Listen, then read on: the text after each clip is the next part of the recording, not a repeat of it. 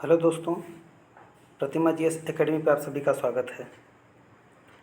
दोस्तों, आज का प्रश्न है वस्तु एवं सेवा कर यानी GST goods and service tax को कर सुधार माना जाता है।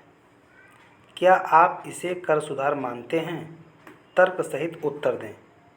यानी ये प्रश्न दो भागों में बटा हुआ है और इसके उत्तर देने के लिए आपको पहले जीएसटी के बारे में बताना है और उसके बाद में किस तरह से यह कर सुधार है उस पर चर्चा करनी है।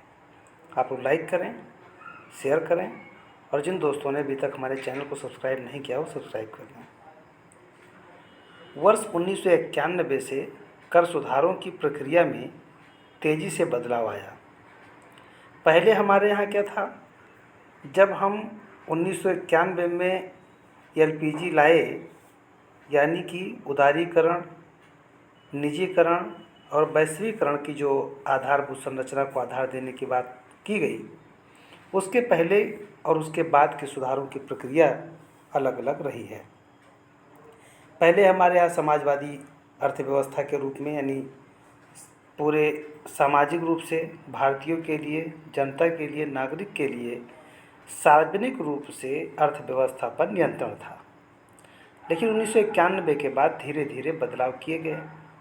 तो वर्ष 1991 से कर सुधारों की प्रक्रिया में तेज़ी से बदलाव आया है। भारतीय अप्रत्यक्ष कर संरचना में जीएसटी एक बड़ा सुधार है। जीएसटी अपनी विशेष संरचना और विशेष प्रावधानों के कारण महत्वपूर्ण है।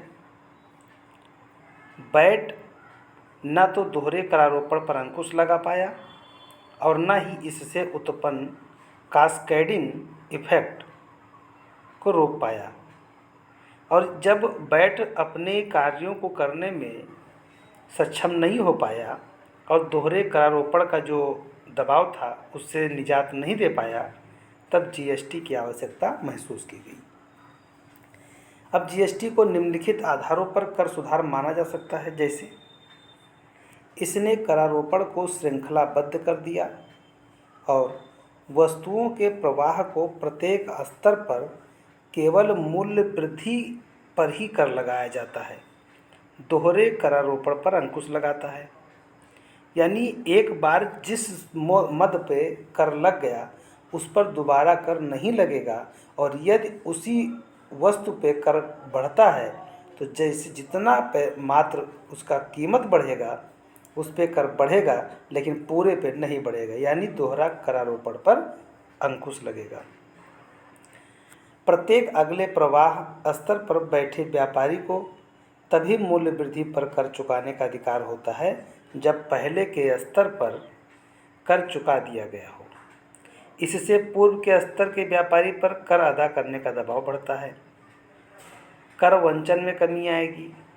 डिजिटलाइजेशन से मानवीय हस्तक्षेप में कमी आई। इससे टैक्स फाइलिंग का विस्तार हुआ और कर संग्रह की प्रक्रिया तीव्र व दक्ष हुई।